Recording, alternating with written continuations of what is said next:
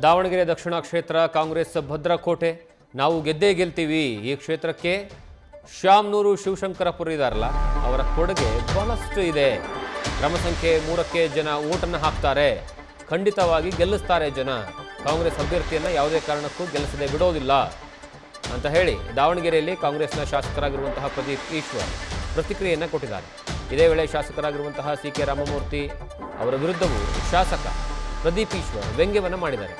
ನಿನ್ನೆ ಅವರು ಯಾರೋ ಸಿ.ಕೆ. ರಾಮಮೂರ್ತಿ ಕಂಪ್ಲೇಂಟ್ ಕೊಟ್ಟಿದ್ದಾರೆ. ಅಸ್ತಿತ್ವನೇ ಇಲ್ಲದಂತಹ ಅವರು ನನ್ನ ಮೇಲೆ ಕಂಪ್ಲೇಂಟನ್ನು ಕೊಟ್ಟಿದ್ದಾರೆ.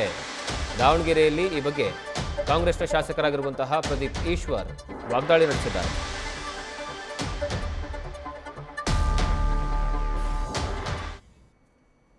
ದಾವಣಗೆರೆ ದಕ್ಷಿಣ ಉಪಚುನಾವಣೆ ಇನ್ನೇನು ಕೆಲವೇ ದಿನಗಳಿರ್ತಕ್ಕಂಥ ಹಿನ್ನೆಲೆಯಲ್ಲಿ ಕ್ಷೇತ್ರದಲ್ಲಿ ಬೀಳ್ಬಿಟ್ಟು ಅಹಿಂದ ಮತಗಳು ಮತ್ತು ಅಲ್ಪಸಂಖ್ಯಾತರ ಮತಗಳನ್ನು ಸೆಳೆಯುವಲ್ಲಿ ಪ್ರದೀಪ್ ಈಶ್ವರ್ ಅವರು ಪ್ರಮುಖ ಪಾತ್ರವನ್ನು ವಹಿಸಿದ್ದಾರೆ. ಅವ್ರು ಮಾತನಾಡ್ಸೋಣ, ಏನೇನೆಲ್ಲ ಪ್ಲ್ಯಾನ್ ಮಾಡ್ಕೊಂಡಿದ್ದಾರೆ. ಸರ್, ಈಗ ಇನ್ನೇನು ಎಲೆಕ್ಷನ್ಸ್ ಸಮೀಪ ಬಂತು, ಯಾವ ಥರ ನೀವು ಸ್ಟ್ರಾಟಜಿಗಳನ್ನು ಯೂಸ್ ಮಾಡ್ತಾ ಇದ್ದೀರಿ? ಈಗ ದಾವಣಗೆರೆ ದಕ್ಷಿಣ BJPಯ ಭದ್ರಕೋಟೆ, ಶ್ಯಾಮ್ನೂರು ಶಿವಶಂಕರಪ್ಪ ಸಾಹೇಬ್ರ ಕೊಡುಗೆ ಇದೆ.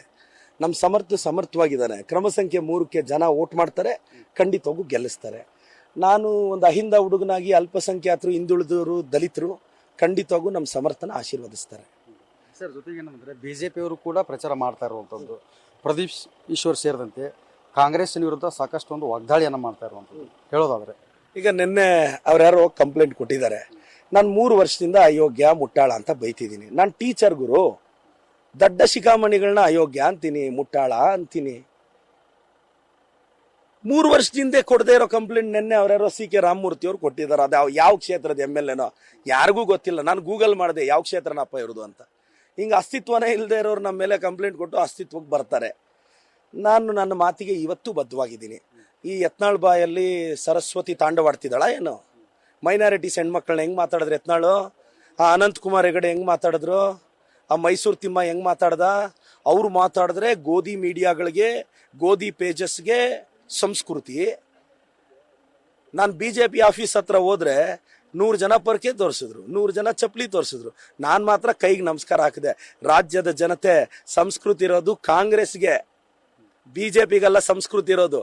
ಒಂದು MLA ಬಂದ್ರೆ ನೀವೊಂದು ಆರತಿ ತೆಗೆದು ನನಗೊಂದು ಕುಂಕುಮ ಇಟ್ಟು ಒಂದು ಸಿಂಧೂರ ಇಟ್ಟಿದ್ರೆ ಇವತ್ತು ಸ್ಟೇಟಲ್ಲಿ ನೀವು ಸೂಪರ್ ಹಿಟ್ ಆಗಿ ಹೋಗ್ತಿದ್ರಿ.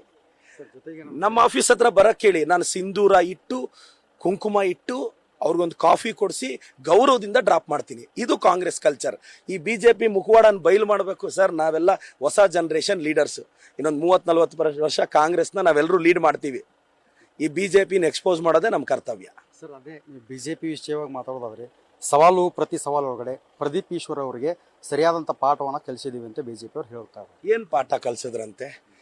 ದಾವಣಗೆರೆಗೆ ಬಾ ಅಂದೆ, BJP ಆಫೀಸ್ ಹತ್ರ ಹೋದ್ರು. ಏನಾದರೂ ಗಾಳಿ ಇದೆ, ಸ್ವಲ್ಪ ಹೇರ್ ಸ್ಟೈಲ್ ಸೆಟ್ ಮಾಡ್ಕೊತಿದ್ದೆ. ಏನೂ ಆಗ್ಲಿಲ್ಲಲ್ಲ. ಪರ್ಕೆ ತೋರಿಸಿದ್ರು, ಚಪ್ಪಲಿ ತೋರಿಸಿದ್ರು. ನನ್ನನ್ನೇನಾದರೂ ಡಿಸ್ಟರ್ಬ್ ಮಾಡೋಕ್ಕಾಯ್ತಾ? ಏಕಾಗ್ರತೆ ಡಿಸ್ಟರ್ಬ್ ಮಾಡೋಕ್ಕಾಯ್ತಾ? ತೊಡೆ ತಟ್ಟುವಾಗ ಕೈ ತೊಡೆ ಬ್ಯಾಲೆನ್ಸಲ್ಲಿ ಇಟ್ಕೊಂಡು ತಟ್ಟಬೇಕು ನಮ್ಮ ಹತ್ರ. ಅವ್ರ ಹತ್ರ ಹೊಸ ಜನರೇಷನ್ ಹುಡುಗರು, ಬಡತನದಿಂದ ಬಂದಿರೋರು, ಕಳ್ಕೊಳಕ್ ನಮ್ಮ ಹತ್ರ ಏನೂ ಇಲ್ಲ ಗುರು. ಚಾಕ್ ಪೀಸ್ ಹಿಡಿದ್ರೆ ಸಾಮ್ರಾಜ್ಯ ಕಟ್ತೀನಿ ನಾನು. ಸರ್, ಜೊತೆಗೆ ಪ್ರದೀಪ್ ಈಶ್ವರ್ ಅವರು ದಾವಣಗೆರೆ ಕ್ಷೇತ್ರಕ್ಕೆ ಬಂದಂಥ ಸಂದರ್ಭದಲ್ಲಿ ಅತಿ ಹೆಚ್ಚು ಅಭಿಮಾನಿಗಳಿರೋದು ಅಲ್ಪಸಂಖ್ಯಾತರು, ಅಹಿಂದರು. ಇಲ್ಲೇನಾದರೂ ಈ ಮತಗಳನ್ನು ಸೆಳೆಯುವಲ್ಲಿ ಪ್ರದೀಪ್ ಈಶ್ವರ್ ಅವರು ಗೇಮ್ ಚೇಂಜರ್ ಆಗ್ತಾರಂತ. ಅಂದ್ರೆ ದೊಡ್ಡ ಮತ ಅಂತರನ್ನು ಗೆದ್ರೆ ಪ್ರದೀಪ್ ಈಶ್ವರ್ ಅವರ ಪಾಲು ಎಷ್ಟಿರುತ್ತೆ ಅಂತ. ನಮ್ಮ ಸಿದ್ದರಾಮಯ್ಯ ಸಾಹೇಬ್ರು OBC ಲೀಡರ್, ನಾನೊಬ್ಬ OBC ಹುಡುಗ. ಎಸ್, OBCಗಳನ್ನ ಕನ್ವಿನ್ಸ್ ಮಾಡ್ತೀವಿ ಸರ್. ನಾಳೆ ಅವ್ರ ಕಷ್ಟ ಸುಖಕ್ಕೆ ನಾವು ಆಗ್ತೀವಿ. ಅಹಿಂದ ನಮ್ಮ ಶಕ್ತಿ. ಅಹಿಂದ ಮತಗಳನ್ನ ಸಮರ್ಥಕ್ಕೆ ತರೋದ್ರಲ್ಲಿ ನಾವು ಯಶಸ್ವಿ ಆಗ್ತೀವಿ. ಈಗ ನೆನ್ನೆ ನಾನು ಸಿದ್ದರಾಮಯ್ಯ ಸಾಹೇಬ್ರು OBCಗಳಿರೋ ಕಡೆ ಕ್ಯಾನ್ವಸ್ ಮಾಡಿದ್ವಿ. ಅಭೂತಪೂರ್ವದ ರೆಸ್ಪಾನ್ಸ್ ಬಂತಲ್ಲ. ಅಹಿಂದ ಮತಗಳು ಸಮರ್ಥಕ್ಕೆ ಬಂದೇ ಬರುತ್ತೆ, ನನಗೆ ನಂಬಿಕೆ ಇದೆ. ಸರ್, ಜೊತೆಗೆ ಪ್ರದೀಪ್ ಈಶ್ವರ್ ಅವ್ರನ್ನ, ಅವರ ಶಿಕ್ಷಣ ಸಂಸ್ಥೆಯನ್ನು BJP ಟಾರ್ಗೆಟ್ ಮಾಡ್ತಾ ಇರುವಂಥದ್ದು. ಈಗ BJP ಅವ್ರಿಗೆ ಏನು ಟಾರ್ಗೆಟ್ ಮಾಡ್ತಾರಂತೆ? ಏನಿದೆ ಟಾರ್ಗೆಟ್ ಮಾಡೋಕ್ಕೆ? ಕರ್ನಾಟಕದ ಜನತೆಗೆ ಒಂದು ಕ್ಲಾರಿಟಿ ಕೊಡ್ತೀನಿ. ನಾನು ನಡೆಸ್ತಾ ಇರೋದು ಒಂದು coaching centre, NEET long term. Second PUC ಮುಗಿದ ಮೇಲೆ ಒಂದೇ ಅಟೆಂಪ್ಟ್ಗೆ MBBS ಪಾಸ್ ಆಗಕ್ಕಾಗದೇ ಇರೋ ಹುಡುಗರು 1 ವರ್ಷ ವೇಸ್ಟ್ ಮಾಡಿಕೊಂಡು ಕೋಚಿಂಗ್ ತಗೊಂತಾರೆ. ನೀವು KPSC UPSC ಧಾರವಾಡದಲ್ಲಿ ತಗೊಂಡಂಗೆ. ಆ ಮಕ್ಕಳು ಬಂದು ನನಗೆ ಫೀಸ್ ಕಟ್ತಾರೆ. ಆ ಫೀಸ್ಗೆ ನಾನು 18% GST ಕಟ್ತೀನಿ. 3 ಲಕ್ಷ ಕಟ್ತೀರಾ ಸರ್? 54,000 GST ಕಟ್ತೀನಿ ಸರ್. ಬಂದಿರೋ ಲಾಭದಲ್ಲಿ 25.1% ಇನ್ಕಮ್ ಟ್ಯಾಕ್ಸ್ ಕಟ್ತೀನಿ. ಆ ಮಕ್ಕಳಿಗೆ PG ಕೊಡ್ತೀನಿ, ಅಕಾಮಿಡೇಷನ್, ಕೋಚಿಂಗ್ ಕೊಡ್ತೀನಿ, ದಿನಕ್ಕೆ 16 ತಾಸು ಓದಿಸ್ತೀನಿ. ಇದಕ್ಕೆ ಯಾವ ದೊಣ್ಣೆ ನಾಯಕನ ಅಪ್ಪಣೆ ಬೇಕಂತೆ? ನಾನು PU ಕಾಲೇಜ್ ಮಾಡಿರೋ 2 ಇಯರ್ಸ್ ಬ್ಯಾಕು. ಇದು ನಮ್ಮ ಫಸ್ಟ್ ರಿಸಲ್ಟ್. 293 ಮೆಂಬರ್ಸ್ ಇದ್ದಾರೆ. 293 ಜನಕ್ಕೆ 20 ಬಿಲ್ಡಿಂಗ್ ಬೇಕಾ? ಈ ಅನ್ಪಡ್ಗಳಿಗೆ, ಈ ಅನ್ಲಾಯಕಗಳಿಗೆ, ಈ ಗೋಧಿ ಪೇಜಸ್ಗಳಿಗೆ, ಗೋಧಿ ಮೀಡಿಯಾಗಳಿಗೆ, ಕರ್ನಾಟಕದ ವಿದ್ಯಾರ್ಥಿಗಳ ನಂಬಿಕೆಯಿಂದ ಕಟ್ಟಿರೋ ಎಂಪೈರ್ ಇದು. You can't shrink my empire. Daily episode ಇರೋ ರಾಜ. ಡೈಲಿ ಎಷ್ಟು ದಿನ ಮಾಡ್ತೀರಾ? ನನಗೆ ಗೊತ್ತಿರೋ 365 ಡೇಸು ಮಾಡಬೇಕು. ನಿಮ್ಮ ಪೇಜ್ನ ಅಪ್ರಿಷಿಯೇಟ್ ಮಾಡ್ತೀನಿ ನಾನು. ಯಾರೋ BJP ಅವ್ರು ಕಾಸು ಕಳಿಸಿರ್ತಾರೆ ಸ್ವಲ್ಪ ಜನ. ಅದ್ಯಾಕೆ ದಾವಣಗೆರೆ ಇನ್ಸಿಡೆಂಟ್ ಆದಮೇಲೆ ಎಲ್ಲಿಂದ ಹೋಯ್ತಂತೆ ಅವ್ರ ಕಾಸು? ನಾನು ಹೇಳೋದಿಷ್ಟೇ, ಪರಿಶ್ರಮ ನೀಟ್ ಅಕಾಡೆಮಿ ಇದೊಂದು long term coaching. PU college start ಮಾಡಿದ್ದೀವಿ. ಏಪ್ರಿಲ್ 7ನೇ ತಾರೀಕು ರಿಸಲ್ಟ್ ಬರುತ್ತೆ. ಕರ್ನಾಟಕ ತಿರುಗಿ ನೋಡೋ ಅಂತ ರಿಸಲ್ಟ್ ಕೊಡ್ತೀವಿ. ಇನ್ನೊಂದು ಇಂಪಾರ್ಟೆಂಟ್ ಸರ್, ಪ್ರಥಮ PUC PCMBಗೆ ಲಾಂಗ್ ಟರ್ಮ್ಗೆ ದಾಖಲಾತಿ ಪ್ರಾರಂಭವಾಗಿದೆ. ಅಪ್ಲಿಕೇಶನ್ ತಗೊಳ್ಳಿ. ನಾನು ಇದೀನಿ, ಡಾಕ್ಟರ್ ಮಾಡ್ತೀನಿ, ತಲೆಗೆ ಇಡಿಸ್ಕೋಬೇಡ.